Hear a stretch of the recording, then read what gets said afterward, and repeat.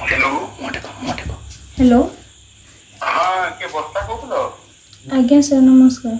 हाँ मु मुख्यमंत्री कहूली मोहन बाजी जान आज्ञा अच्छा हाँ ये गोटे खबर पाई तुम जो बापा जो अवस्था है से भारी दुखित बोधे आज पहुंची सब तो कथबार्ता होता जिला प्रशासन सहित तुम बापा मोर शरीर बोधे आसूसी रास्त अच्छी जहाँ खबर पाई आज पहुंची राति हेलो सकाळे पहुँचो सकाल 2टा बड़े पहुंचे बोली खबर पाई डेरी हे टे आज्ञा अच्छा हाँ तुम धैर्य धर है धैर्य धर मुझे तुम सागर तुम भल मंद मुझे निश्चित भाव में बुझी भगवान कौन इच्छा था से अलग कथा तुम एत भल पाठ पढ़ुच ठीक अच्छे बाकी तुम सागर अच्छी आमती तुम ये अंत्येष्टि क्रिया कार्यक्रम हम से निश्चित भाव में तुम तरफ सहयोग देखी सब मु लोक पठे से सहयोग करेंगे सब जातीय दाबी लुभ कथा भी बुझी तुम भारी बुझा किंतु बापा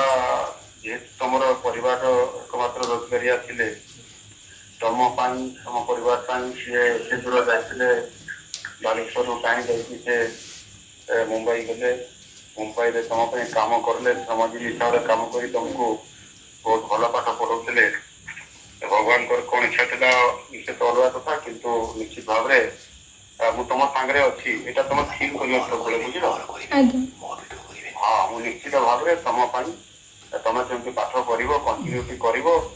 समाज में जन प्रतिष्ठित व्यक्ति महिला हिसाब से झील हिसाब से ढड़ा हम निश्चित भाव में मोर तुम प्रति शुभेच्छा अच्छी तुमको ठाकुर निकट में महाप्रभु जगन्नाथ निकट में प्रार्थना करी तुम उत्तर कामना हो बापांकर बहुत बड़ तुम परिवार अवदान था बापांकर आत्मार सदगति कामना भी करुच्ची तुम मंगल कामना भी करुच्ची परिवार निश्चित उन्नति हम मुझे तुमको सहयोग करी ठीक अच्छे आउ माँ अभी पाखे दियो माँ को कह कथा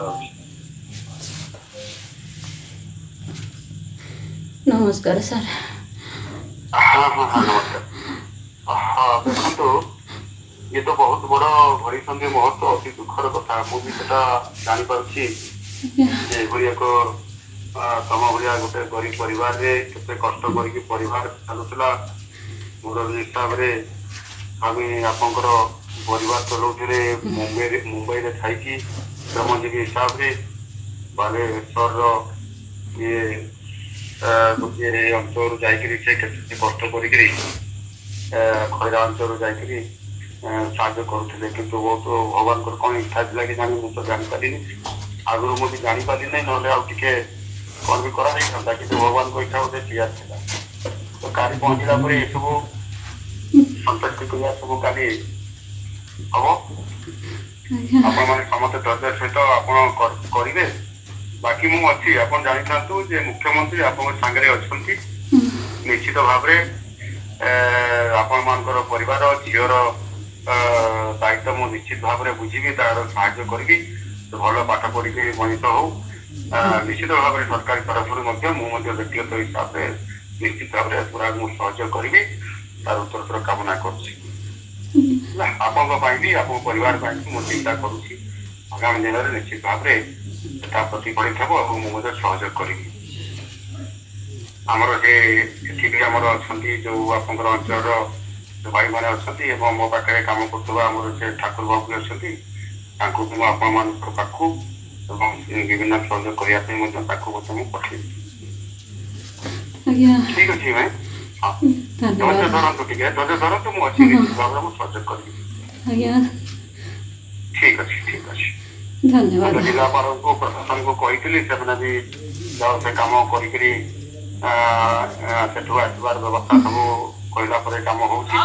ତାପରେ ବି ମୁଁ ଖବର ରଖୁଛି। ଆଜ୍ଞା ଠିକ ଅଛି ଆଜ୍ଞା ସାର୍ ଧନ୍ୟବାଦ ମୁଁ ରହିଲି ଆଜ୍ଞା ଓକେ।